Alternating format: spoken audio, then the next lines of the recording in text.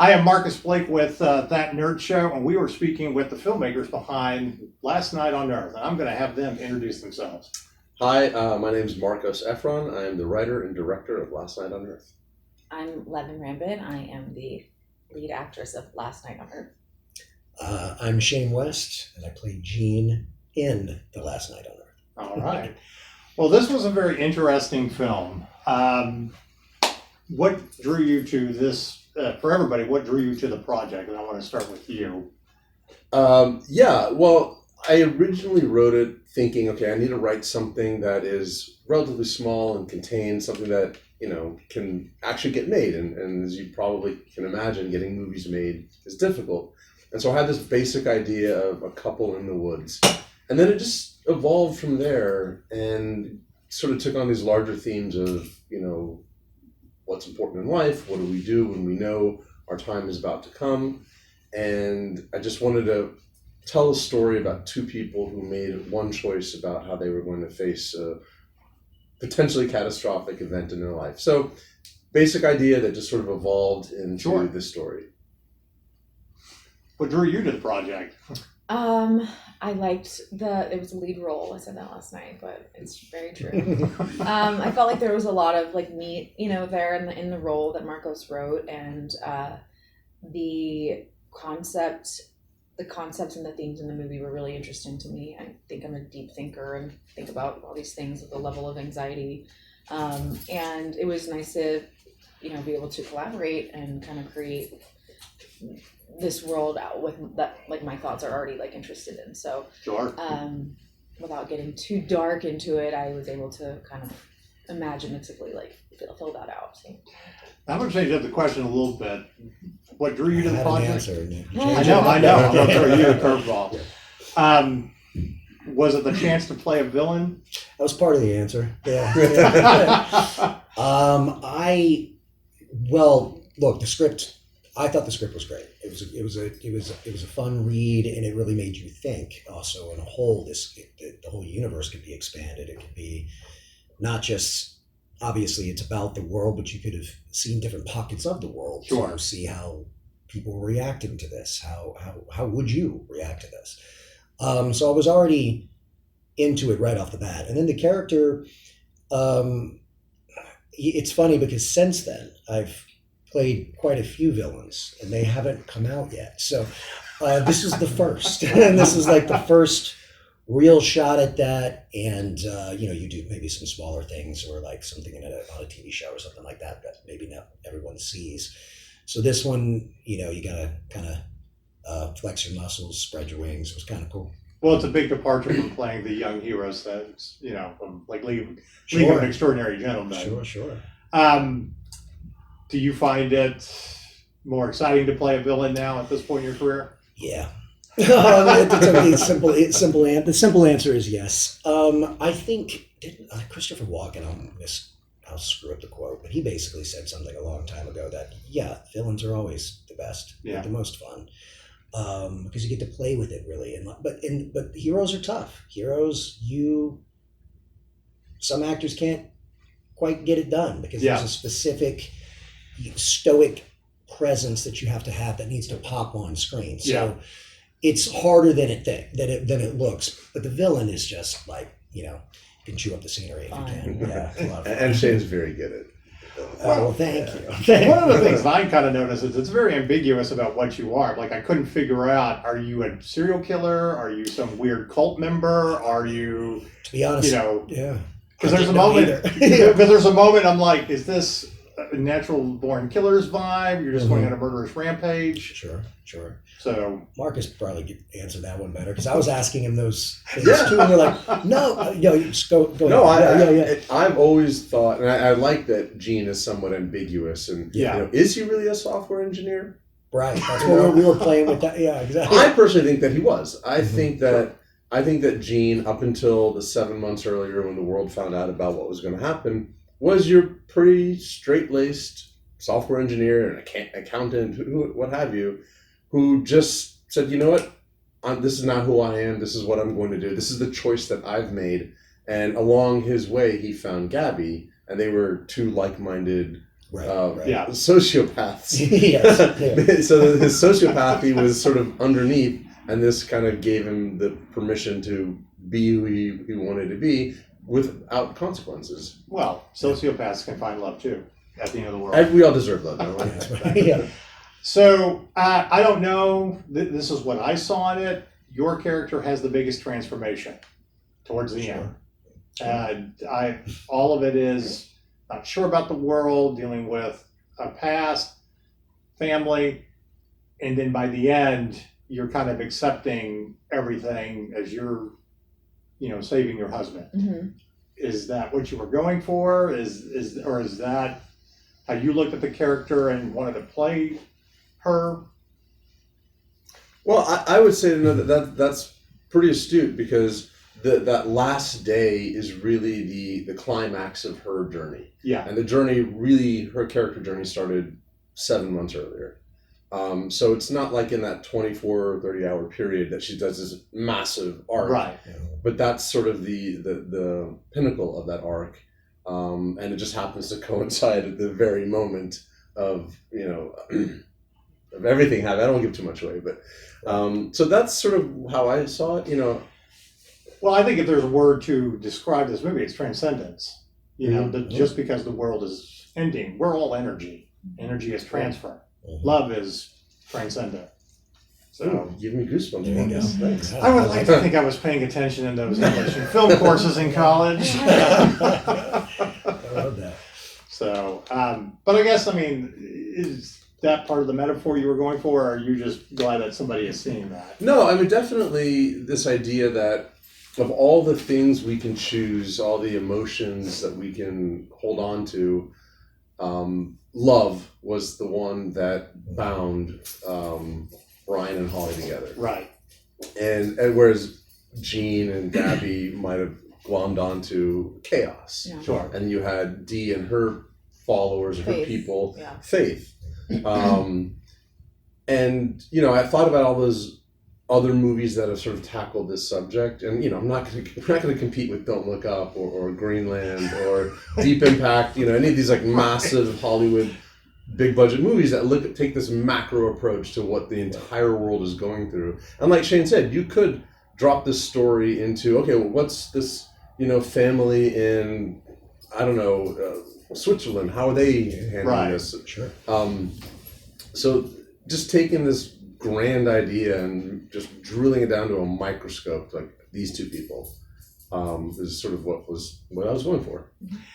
So I want to get back to kind of villains, since you're getting into that part of your career. Okay. That's it from now on. Who do you think are the best villains in film? Like, characters that influence a villain you might play. Ooh, it's a great question, but I could answer that in like multiple days. Yeah. Hannibal Lecter, sure. Right off the bat, just from one of my favorite movies is True Romance. I think.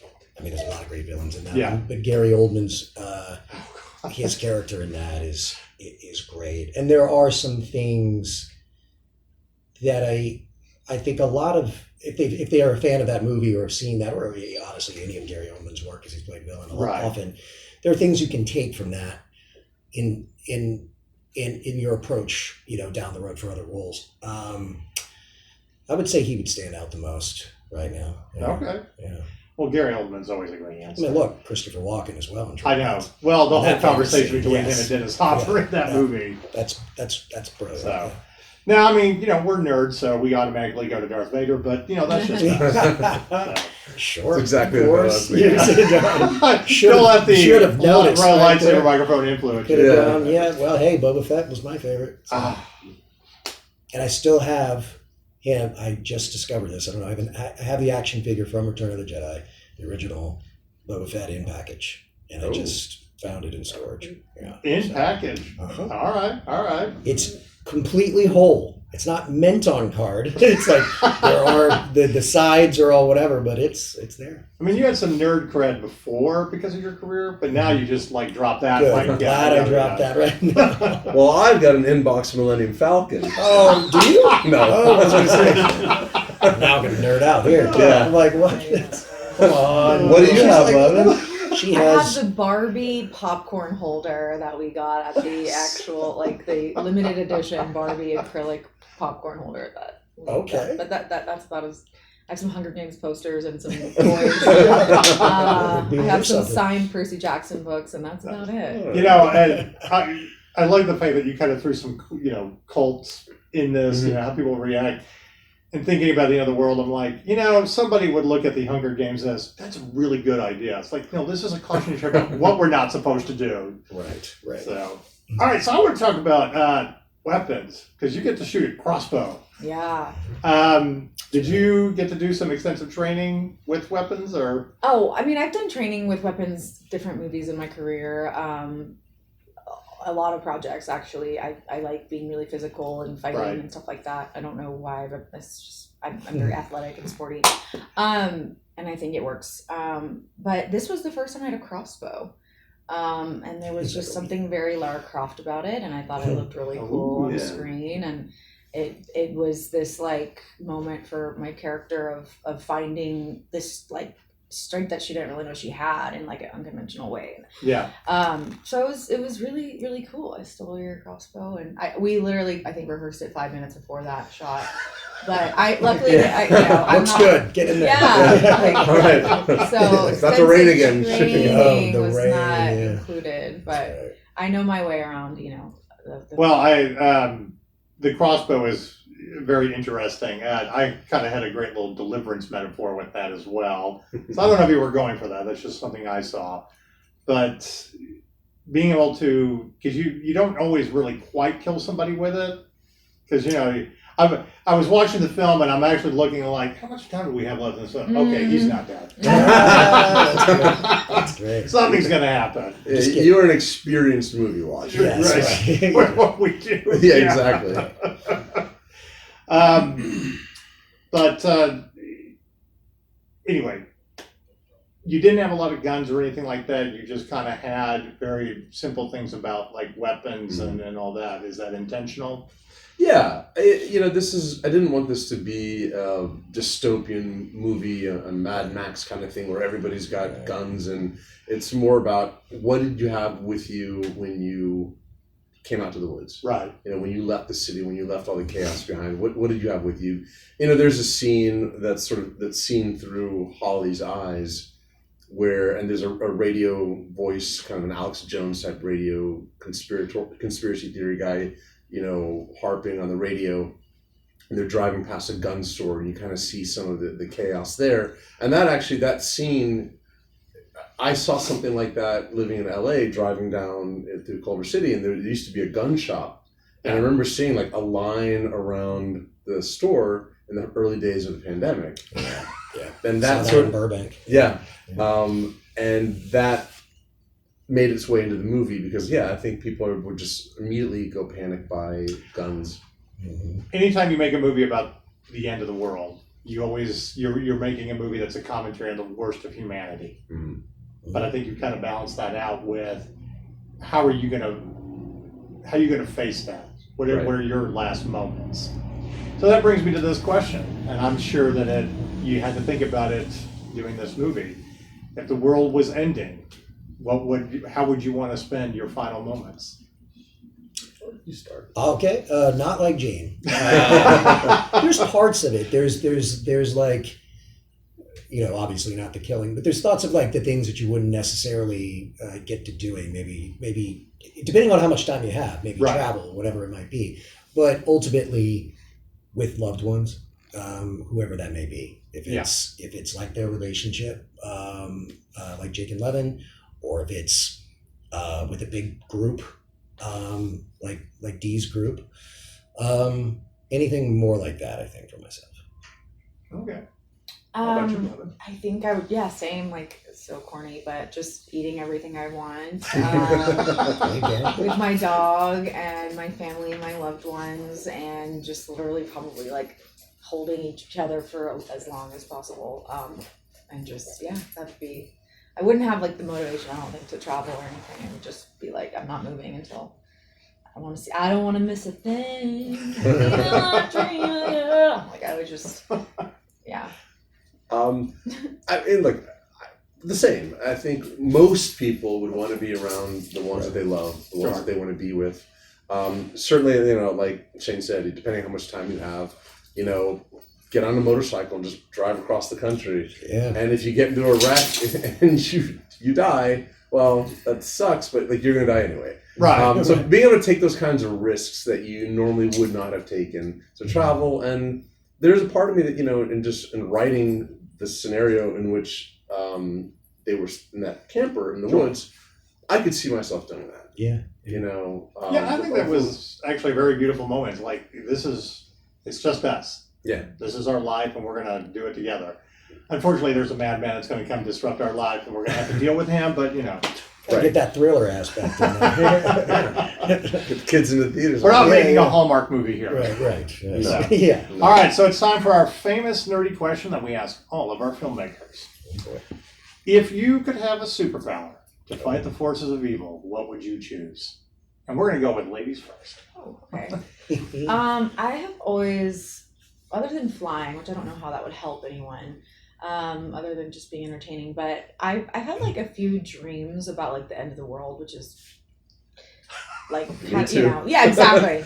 And they just stick out in my mind, and like I actually die in my dreams, and it's you're not supposed to die, but it's very bizarre. But it's like a force field of like destruction, of just this like energy wave that can just take everything out.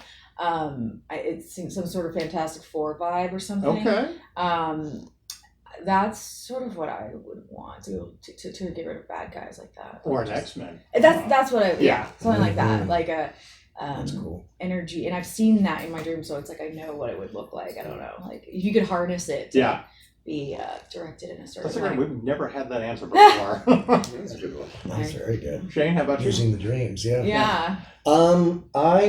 You can correct me if I'm wrong, but I remember when I was younger, I always thought it was the intangibility, because if I remembered that was always, you can go through walls, Right. but you were also kind of invisible, so it was a cheat. So Yeah. you get 2 in 1. So I always growing up wanted that as the superpower, because I was like, wow, cool, I can be invisible, but I can move through things. And I think that's It's very practical. kind of practical. I mean, in the end, I think now, I could go the more Wolverine style of healing, Oh, yeah. of where it just, you can take a lot of pain and it'll grow back. Yeah. All right. Well, my nerdy answer, and probably the one that I think wish you'd said, is I wish I had the Force. But barring that, a real power, I guess, would be just to mind read, to know what people are thinking, what they're about to do, but also be able to turn it off, because You'd hope to want to have to turn Yeah, it off. Yeah, exactly. We've seen the things when they can't. right, like whoa, Stop. Right, yeah. But yeah, mind reading and the Force. The Force would be pretty cool. Look, if you're a Star Wars fan, everybody has at that one moment tried to levitate something Well, let's see if I can get the microphone. I know. We've all Off tried. camera, kick that thing. Come on. You can CGI that into my hand, right? We do have After Effects. Good. No, that's always a great one. I always come back to the Force myself. It's like, if I could just do that. That would be your superpower? I'm a Star Wars geek at the end of the day, so I'm like, give me the Force. Yeah. There's a lot you can do with the Force. Exactly. You can influence people. Exactly. That's true. Exactly.